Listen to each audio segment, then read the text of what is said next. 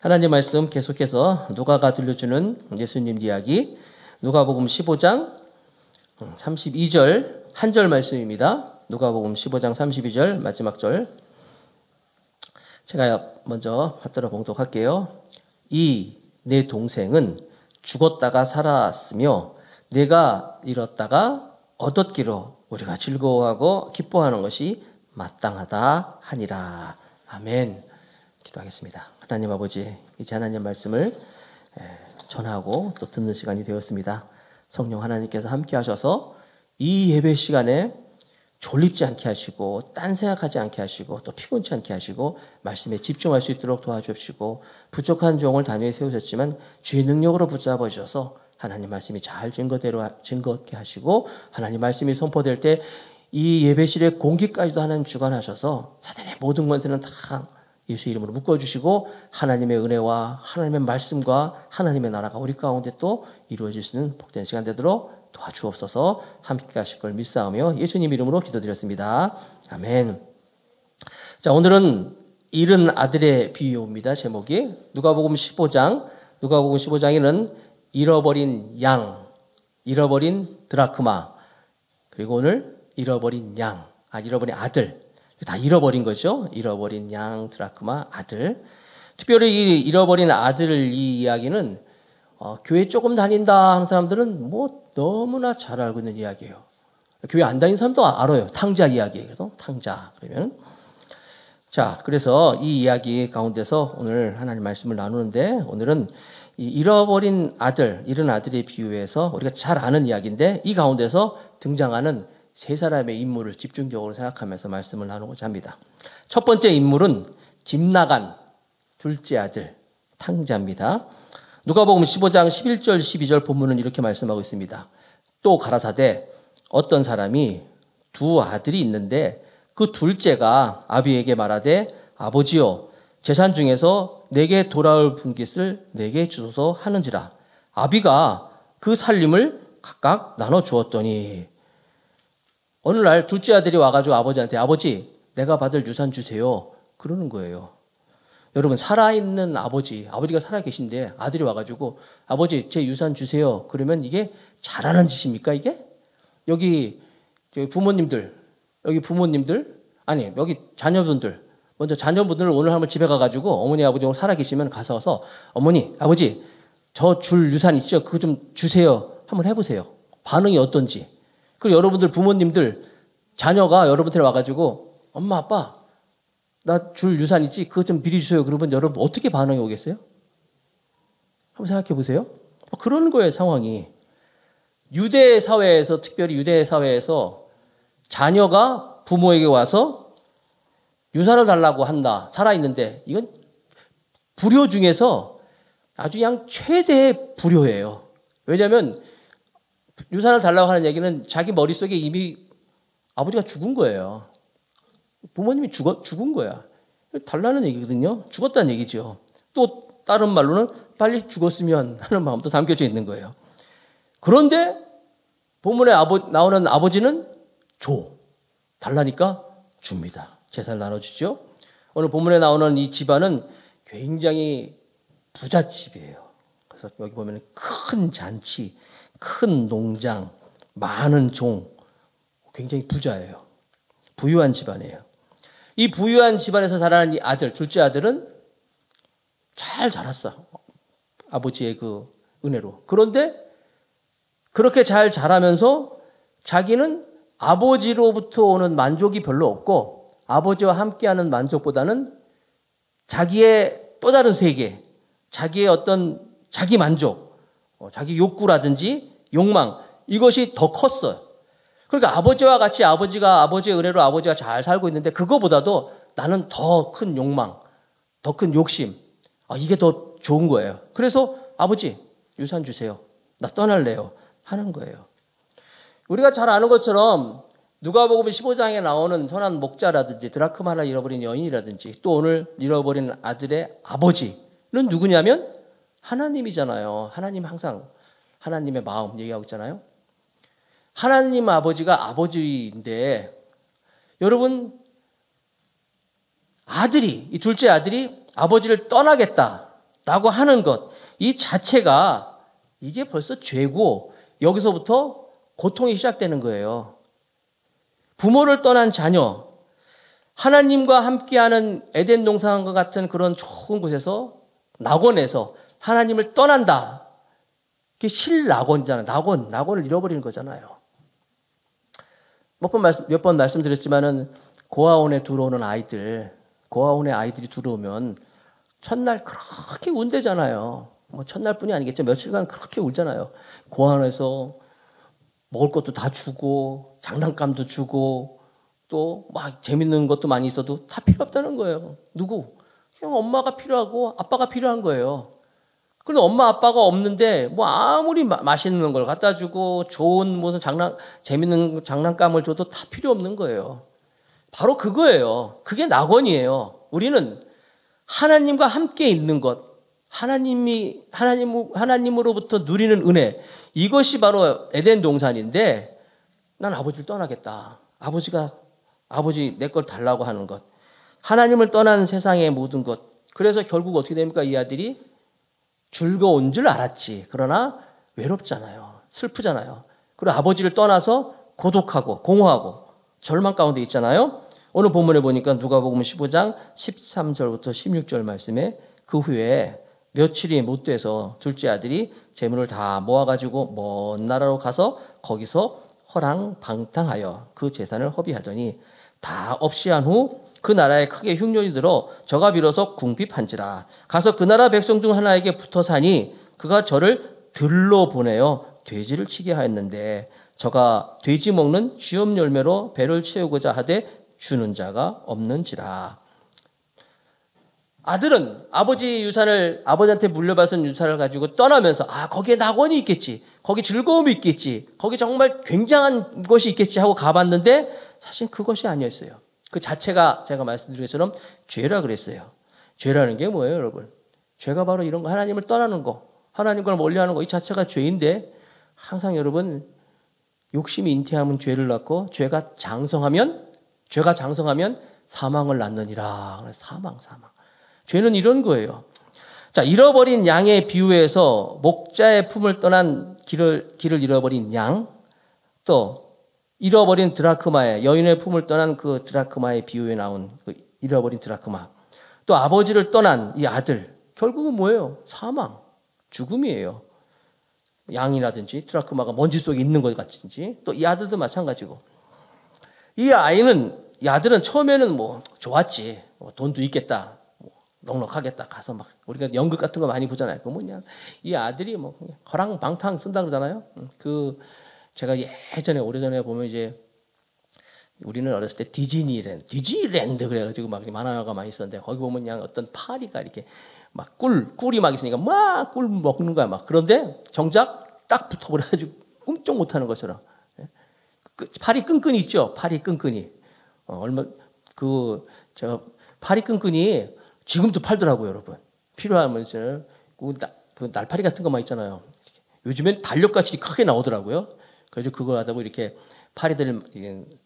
날파리들이 많이 모이는 거죠. 아니면 음식물 어떤 거기다가 탁 깔아놓으면 와서 막 놀다가 쫙 붙어서 꼼짝 못하잖아요. 죄가 그래요. 즐거운 것 같아. 가지고 뭐가 있는 것 같아. 근데 붙는 거예요. 결국 죽는 거예요. 그리고 우리가 가지고 있는 것들이 다 결국 다 어떻게 됩니까? 영원하지 않잖아요. 돈, 건강, 또 미모 다 영원하지 않잖아요. 이 아들이 그렇게 그곳에서 가지고 가서 다 허랑방탕해가지고 고갈될 수밖에 없는 그걸로 인해가지고 결국 배가 고파요. 먹을 게 없어요. 그래가지고 보니까 들판에 나가서 돼지를 치면서 돼지 속에 살았다. 유대인들이 제일 싫어하는 동물이 돼지예요. 유대인들은 돼지를 싫어하고 돼지 말도 안 하려고 그래. 돼지 입에 언급도 안 하려고 그래. 돼지. 그런데 이 아들이 돼지를 쳤다. 돼지 치는 곳에 가서 여러분 그러니까 물론 먼 나라라고 했으니까 먼 나라니까 뭐 이미 이방 나라겠지만 하니까 이방인들 하나님 예배하지 않고 하나님 모르는 곳에 지금 있는 거예요. 그리고 들판이라는 것은 사람이 없는 곳이잖아요. 그곳에서 돼지들과 함께 쥐염 열매를 먹으면서 그나마 그것도 돼지랑 같이 싸워 그거 먹을 걸 얼마나 비참해요. 지금 상황이 그런 거예요. 그래서 그가 이제 스스로 이제 깨닫는 거예요. 17절, 누가복음 15장 17절, 이에 스스로 돌이켜 가로되, 스스로 돌이켜 가로되, 이제 깨닫는 거예요. 스스로 내 아버지에게는 양식이 풍족한 품꾼이 얼마나 많은고 나는 여기서 주려 죽는구나. 그렇죠? 죄가 장상환즉 사망이라고 그랬어요. 여기서 죽는구나. 아버지의 품을 떠났어요. 떠난 것 자체가 죄고 결국 죽게 됐다는 거예요. 그 상황에서 이 아들은 스스로 돌이켜 깨닫는 거예요. 내가 지금 뭐 하고 있는 거지? 내가 왜 저걸 이루고 있는 거지? 내 아버지 집에는 양식이 풍족한 품꾼이 참 많은데 생각하는 거예요. 아, 우리 아버지 집에는 먹을 것이 참 많고 그곳에 있는 그 품꾼들도 종들도 풍족한데 내가 지금 여기서 이 돼지, 그렇죠? 예배도 안 드리고, 그렇죠? 이방인 나라에서 예배도 못 드리고 이 돼지들과 같이 그나마 돼지들이 먹는 쥐염열배도 먹으려고 서로 이렇게, 그것도 없어서 주인인지라 돼지들이 다 먹었어. 그나마 또 먹으려고 했더니 내가 지금 뭐 하는 거지? 스스로 돌이켜, 옛날 성경 보면 스스로 돌쳐서 돌이켜 생각하다. 이 중요한 거예요, 여러분. 내가 지금 뭐 하는 거지? 내가 지금 어디 있는 거지? 혹시 여러분 가운데서 지금 공허하고 저 힘들고 어려운 분이 있습니까? 이런 스스로 돌이키는 것이 필요한 거예요. 내가 지금 뭐 하고 있는 건가? 내가 지금 어떻게 있는 거지? 그러면서 뭘 생각해요? 내 아버지 집에는 여러분 하나님을 생각하는 거예요. 내 아버지 집에는 내가 지금 어디서 와서 무엇하며 대체 어디로 가는 거지? 깨닫는 거예요. 드디어 이 탕자는 깨닫기 시작합니다. 이 자기의 이 어려움, 이 힘든 거, 고통 속에서 내가 지금 어디 서 있는 거야 생각한다는 거예요. 사람들은요, 잘 나갈 때는 절대로 그런 생각 안 해요. 뭐 장사가 잘 되고 뭐 돈을 잘 벌고 건강하고 뭐 일이 잘 되고 그러면요, 내가 어디서 와서 못하면 어디로 이런 생각 안 합니다. 근데 어떨 때 생각합니까? 힘들면, 어려우면, 괴로우면, 병들면 생각해요. 내가 지금 이렇게 아픈 것이지? 내가 지금 뭐 하는 거지? 중요한 사실은 내 아버지 집에는 했던 것처럼 모든 우리의 삶의 뒤에는 내 아버지 집에는 아버지가 뒤에 있다는 걸 알아야 돼요. 항상 하나님이 옆에 있다는 걸 알고 있어야 돼요. 하나님, 내가 하나님께로부터 와서 하나님과 함께 있다가 하나님께로 가는구나. 항상 우리 배후에는 하나님이 계시는구나 를 깨닫는 거예요. 그런데 잘 나갈 때는 모른다니까. 하나님 안 보여. 눈에 보이는 내 생각밖에 없거든요. 힘들면 생각나는 거예요. 탕자는 깨닫는 거예요, 지금. 모든 삶 뒤에는 아버지의 집. 즉, 우리도 마찬가지로 우리의 모든 역사 가운데는, 모든 삶에는 뒤에 누가 있다고요? 하나님이 계셔요. 그래서 역사가 뭐예요? 히스토리잖아요. 역사는 그의 이야기예요. 하나님이 항상 계시다는 것. 그래서 우리가 항상 어렵고 힘들 때 내 옆에 누가 있지? 내가 누구지? 하는 깨달음이 있어야 돼요. 자, 깨달은 후에, 깨달음만 해서도 안 되는 거예요. 그 다음에 탕자가 어떻게 합니까? 누가복음 15장 18절 19절에 내가 일어나 아버지께로 가서 이르기를 아버지여 내가 하늘과 아버지께 죄를 얻었사오니 이제부터는 아버지의 아들이라 일컬음을 감당치 못하겠나이다. 나를 품꾼의 하나로 보소서 하리라 하고 깨달았어요. 내가 누구지? 어디서 왔지? 내가 어디로 가는 거지? 내가 지금 왜 힘들지? 항상 우리의 인생의 배후에 뒤에는 하나님이 계시구나. 그러니까 여러분 힘들 때 나 왜 이렇게 힘들지? 나 이렇게 어려운 거 이렇게만 생각하지 마시고 하나님이 내게 뭘 원하시는가? 하나님 내가 무엇을 배워야 할까요? 질문해야 돼요. 깨달아야 돼요. 그런데 그런 깨달음만 있고 머물러서는 안 돼야 돼요. 액션이 있어야죠. 탕자처럼 내가 일어나서 돌아가는 거예요. 가서 아버지께 잘못했다고 회개하는 거예요. 아버지, 내가 하늘과 아버지께 죄를 얻었습니다. 죄를 졌습니다. 그래서 또 얘기하잖아요. 아버지의 아들이라 일컬음도 감당치 못하겠으니 그냥 품꾼 하나로 나를 도와주세요. 자, 하나님께로 돌아가면 소망이 있습니다. 하나님께로 돌아가면 하나님 우리를 회복시켜준다는 거예요. 그냥은 안 돌아가요, 사람들. 깨달아야 돼요. 혹시 이 가운데서 여러분들 힘든 분이 있다면 오늘 말씀을 꼭 붙잡으세요. 잃어버린 탕자. 내가 왜 지금 이렇게 공허하지? 힘들지? 모든 인생의 배후에 있는 하나님을 바라보면서 하나님께로 돌아야 되겠다. 돌아가는 우리 모두가 되기를 바라겠습니다.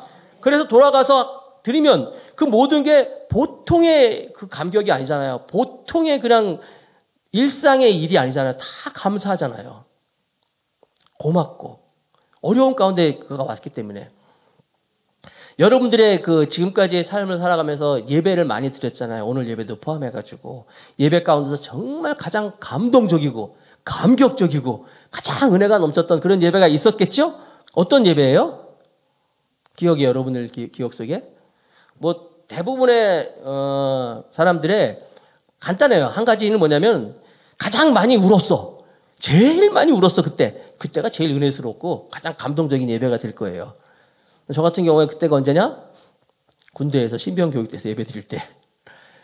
신병교육대 들어갔더니 정말 그냥 아침에 눈 떠서부터 밤에 잘 때까지 그냥 욕만 듣는 거야. 막 알죠? 그 동물 이름 들어간 욕 막 온갖 욕 달고 또 막 10원짜리 20원짜리 막 온갖 욕 그냥 욕으로 그냥 살다가 또 훈련 맞고 막 힘들고 어렵고 그러다가 이제 주일날 되니까 교회를 보내주더라고요. 교회 들어가라는 거야. 교회 예배들을. 교회 딱 들어가는 그 문 열고 들어가는 순간부터 막 찬양이 들려주는데 찬양 소리 들리면서 들어가는 거예요. 들어가는 순간부터 눈물이 나기 시작하더라고. 그냥 눈물 나고 아까 여러분 여기 예배전 찬양이 들리는 것처럼 찬양이 들리는데 찬양 가사 하나하나가 그냥 가사가 아니야. 그냥 다 내 얘기고 다 고백이고 뭐 나만 우는 줄 알았더니 막 다 울어. 장정들이 하여튼 그날 예배 드리는 모든 막 그냥 눈물로 예배를 드리는 거예요. 여러분 대충 느낄 수 있겠죠? 그리고 그 첫 휴가 나와서 교회에서 예배 드리는데 우리 교회에서 첫 휴가를 와서 교회에서 예배 드리는데 그 감격이 또 나오더라고요. 내가 그 부대에서 이제 휴가 나와가지고 드리던 그냥 늘 드리던 예배실에서 예배인데도 그냥 예배가 아니더라고요. 막 정말 감동. 나밖에 안 울었어 그날 보니까 예배 시간에. 그런 거예요.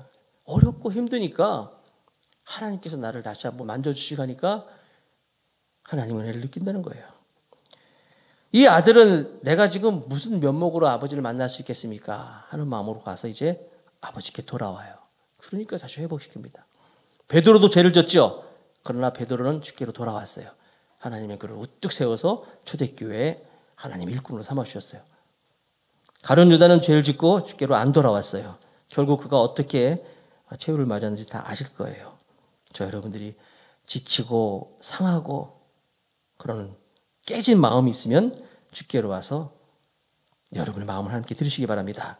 노래가 있어요. 지치고 상한 나의 마음을 주여 받아주소서.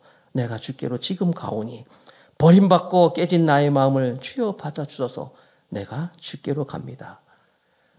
험한 세상 나 혼자 있게 하지 마시고 나를 인도하소서. 거친 비바람 불어올 때 나를 보호하시고 오 주여 나를 인도하소서. 이따가 끝나고 한번 불러봅시다. 이 찬양.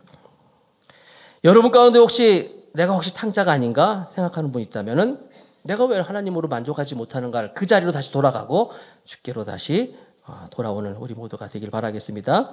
자, 두 번째 3명의 사람을 소개한다고 그랬죠. 두 번째 인물은 큰아들이에요. 집안에 있는 큰아들. 자, 큰아들의 모습을 누가복음 15장 25절부터 31절까지 제가 읽어볼게요. 맏아들은 밭에 있다가 돌아와 집에 가까웠을 때에 풍류와 춤추는 소리를 듣고 한 종을 불러 이 무슨 일인가 물은데 대답하되 당신의 동생이 돌아왔음에 당신의 아버지가 그의 건강한 몸을 다시 맞아들이게 됨을 인하여 살찐 송아지를 잡았나이다 하니 저가 큰아들입니다. 노하여 들어가기를 즐겨 아니하거늘 아버지가 나와서 권한대 아버지께 대답하여 가로되 내가 여러 해 아버지를 섬겨 명을 어김이 없거늘 내게는 염소 새끼라도 주어 나와 내 벗을 즐기게 하신 일이 없더니 아버지의 살림을 창기와 함께 먹어버린 이 아들이 돌아오매 이를 위하여 살찐 송아지를 잡으셨나이다. 아버지가 이르되 예 너는 항상 나와 함께 있으니 내 것이 다 네 것이 내 것이로되. 자, 집안에 있는 큰아들, 큰아들입니다. 그러니까 집 나간 둘째 아들이 왜 집을 나갔어요? 아버지와 같이 있는 게 만족하지 않은 거예요. 아버지를 떠나고 싶은 거예요. 나갔어요. 탕자가 됐어요. 그런데 집안에 있는 큰아들. 그런데 이 큰아들도 오늘 보니까 아버지와 같이 있으면서 분노하고 있어요. 아버지와 같이 있으면서 화를 내고 있어요. 당시에 유대 사회에서 큰 아들은 아버지가 돌아가시면 아들이 둘이 있을 때 재산을 더 많이 줘요. 두 몫을 준다 그랬어요. 신명기 21장에 보니까 신명기 21장 17절에 아들을 장자로 인정하여 자기의 소유에서 그에게는 두 몫을 줄 것이니 그는 자기의 기력이 시작이라 장자의 권리가 그에게 있음이로라. 그리고 여러분 이 큰아들은 집 나간 아들보다 더 많이 2배를 받는 거야. 장자기 때문에. 그렇죠. 더 많이 받았어요. 그래서 더 많은 걸 가지고 열심히 일을 했죠. 열심히 일도 하고 심지어 자기 동생이 돌아왔을 때도 밭에 있다 그랬어요. 열심히 일했어요. 범생이라 그러죠. 이런 걸 보고. 정말 모범생이라 그러고. 그런데 이 아들은 모범적으로 일하는 것 같아. 겉으로 보기에는. 그런데 이 아들은 지금 분노가 가득 차 있어. 화가 잔뜩 나 있어요. 아버지와 같이 있어서 같이 있는 것이 싫어서 나갔던 둘째 아들 탕자. 근데 아버지와 같이 있으면서도 화를 내고 있는 이 둘째 아들. 둘째 아들도 탕자예요, 사실은. 아버지를 지금 만족을 못하고 있어요. 심지어 아버지한테 2배를 받았지? 그리고 아버지가, 야, 항상 나와 함께 있고 내 것이 다 네 거 아니냐라고 할 정도로 많은 것을 누리고 있는 아들인데도 그래도 만족하지 못해. 아버지와 같이 있기 싫어서 나간 탕자나 둘째 아들이나 아버지와 같이 있으면서도 아버지 것을 많이 누리고 있으면서도 아버지로 만족하지 못하고 있는 이 집안에 있는 탕자 역시 큰아들이에요. 보통 탕자 얘기할 때 둘째 아들 얘기만 하고 큰아들 얘기를 잘 안 하잖아요. 둘째 아들도 탕자예요, 사실. 왜? 아버지와 같이 있으면서 아버지와 많은 걸 누리고 동생이 들어와서 아버지가 그걸 좀 베풀어줬어. 뭐 그럴 수도 있잖아요. 자기는 더 많이 가졌고 아버지의 기쁨을 같이 나눌 수 있는데 그게 싫은 거야. 자기 욕심. 똑같아요. 내가 더 아버지한테 스포트를 받아야 되고 더 관심을 받아야 되고 내가 사람들한테 더 관심을 받아야 되는데 둘째 아들이 와가지고 둘째 아들이 막 지금 잔치 벌리고 사람들이 그러네. 싫은 거예요. 집 나간 탕자나 똑같은 거예요, 이 아들. 여러분 이 누가복음 15장이 처음 어떻게 시작한다 그랬어요? 맨 처음에 이 바리새인과 서기관들, 그렇죠? 자기가 경건하다고 생각하는 사람들, 그리고 죄인들, 모든 세리들, 그들에게 하나님 말씀하시잖아요. 이 바리새인들과 이 서기관들처럼 정말 하나님께 많은 것을 누리고 있는 사람들이었어요. 그런데 그들이 만족하지 못했어요. 그러면서 오히려 죄인, 세리, 그 사람들을 없이 여기는 거예요. 그 사람들을 정죄하고 있는 거예요. 그러니 마음에 기쁨이 있을 수 없죠. 감사가 있을 수 없죠. 오늘날 교회에서 가장 많은 사람들이 탕자일 것 같아요? 탕자가 아니에요. 오늘날 교회에서 가장 많은 사람들은 바로 이 큰아들이야. 여러분, 그러니까 누가 우리 다른 사람을 정죄하고 다른 사람들 욕하고 똑같은 탕자가 되는 거예요. 하나님이 내게 주신 것, 하나님과 함께하는 이것이 얼마나 좋아요. 하나님과 같이 있던 것 자체만으로 좋은 것인데 그거는 안 보이고 그것은 감사하지 않고 다른 거 보이는 거예요. 저 사람 왜 저런 거지? 저런 거지. 여러분, 둘째 아들보다 큰 아들의 모습을 보면서 여러분들이 자기 자신을 좀 봤으면 좋겠어요. 하나님 한 분으로 정말 만족할 수 있는 것, 이게 진짜 영적인 성숙이며 실력이라는 거예요. 찬양만 주님 한 분만으로 나는 만족해. 그러지 마시고 정말로 주님 한 분만으로 내가 만족합니다. 그러면 됐잖아요. 하나님 한 분으로 만족합니다. 내가 주님 앞에 나와서 예배드리고 그러면 됐잖아요. 근데 왜 다른 걸 보고 다른 사람을 보고 만족하지 못하고 그럽니까? 기쁨이 없어요. 지금 이 잃어버린 이 아들의 비유에서 나오는 사람을 보면요, 아버지도 지금 막 기뻐. 그렇죠? 이 탕자도 기뻐. 종들도 기뻐. 다른 사람도 다 기뻐. 한 사람만 안 기뻐. 큰아들만 안 기쁜 거예요. 얼마나 불행한 일이에요, 이게. 오늘날 저와 여러분들이 신앙생활 하면서 교회 생활하면서 정말 하나님으로 만족하시기 바랍니다. 그거면 된 거예요. 하나님으로 만족하면 되는 거지. 뭐 누가 어떻다고 무슨 교회에서 뭐가 어떻다고 그러지 마세요. 그러면 우리도 집 나간 탕자가 아니라 집 안에 있는 탕자가 되는 거예요. 우리 다 같이 이 모습을 보면서 정말 내가 혹시 신앙생활 한다고 하면서 하나님으로 만족한 것이 아니라 다른 것으로 인해서 하나님을 불평하고 있지는 않는가, 내 안에 기쁨이 있는가 한번 생각해 볼 수 있는 시간이 됐으면 좋겠어요. 어떤 집안에 아들들이 참 많았는데, 아들들이 많이 있는데 하루는 저녁에 밤에 한 아들이 아버지한테 와서 그러더래요. 아버지, 다른 형제들은 다 잠자고 있는데 나는 잠 안 자고요, 성경 봤어요. 다른 아들은 다 잠자고 있는데 나는 성경도 보고요, 기도했어요. 그러니까 아버지가 그러더래요. 얘야, 이제 그만 가서 너도 자거라. 성경 보면서 기도하면서 다른 형제들 흉보는 것보다는 네가 다른 형제들과 함께 잠자는 게 더 낫단다. 우리가 여러분 신앙생활하고 기도하고 하면서 다른 사람 왜 봅니까? 하나님만 보면 되잖아요. 여러분들이 저와 여러분들이 이 집안에 있는 큰아들의 모습을 보면서 내가 그런 모습이 있지 않았는가 한번 생각해보고 정말 주님 한 분으로 만족하는 우리 모두가 되길 바라겠습니다. 자, 마지막으로 세 번째, 아버지예요. 이 아버지는 우리가 아는 것처럼 굉장히 인격적이시고 좀 착한 분이셨어요. 아들이 와서 재산 달라고 하는데 우리 같으면 어떡하겠어요? 이게 지금 제정신이야 지금? 나한테 너 물려줄 재산을 달라고 한다고? 얘들아! 이놈을 그렇게 할 텐데 줍니다. 주고 그걸 또 후회하는 것이 아니라 그 아들이 돌아오기를 기다리고 있잖아요. 문을 다 열어놓고 불을 켜놓고 아들이 오기만을 기다려. 얼마나 인격적이고 선한 분이십니까? 그 노래 있잖아요. 그 타이어 옐로우 리본 라운드 올드 오크 트리. 그러니까 그 원래 노란 손수건 그게 원래 그 남녀 간의 원래 사랑 이야기예요. 사실은 남자가 배신했던 남자가 돌아올 때 노란 손수건. 근데 그걸 가지고 여러 이야기가 나오잖아요. 유사한 이야기들이 많잖아요. 아들이 아버지를 이렇게 배반하고 떠나서 감옥에서 나오면서 아버지 내가 다시 고향으로 돌아올 터인데 그때 아버지가 날 용서해 준다면 정말 노란 손수건 하나를 그 은행나무로 바뀌었어요. 참나무가 은행나무에 좀 달아주세요. 두근거릴 마음으로 지나가서 보니까 웬걸 리본 하나가 아니라 그냥 온 나무에 그냥 노란 그냥 리본을 잔뜩 해놓고 아버지가 노란 깃발 휘두르면서 말이야 막 이런 거. 그게 아버지의 마음이잖아요. 그게 하나님의 또 마음 아니겠습니까? 바로 그런 거예요.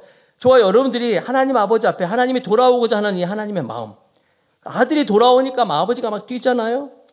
유대 사회는 한국 사회와 아주 비슷해가지고 양반들, 부자들, 어른들 잘 안 뜁니다. 뛰잖아요. 뛴다고 표현하고 있잖아요. 가서 그리고 막 그죠? 막 체면이고 뭐 자기 어떤 사람 눈치 없어요. 그냥 와락 껴안잖아요. 또 이 아들이 지금 돼지 우리에서 돼지와 같이 있다 보니까 얼마나 냄새가 나요. 여러분 혹시 살다가 여러분 주위에 냄새 나는 사람이랑 같이 있는 분도 있으세요? 옆에서 막 악취가 나는 사람 같이 있기 쉽지 않은데 아버지는 그런 걸 알아보지 않고 꽉 껴안잖아요. 보통 한국 사회의 이 고전적인 어떤 전통적인 아버지라 한다면요.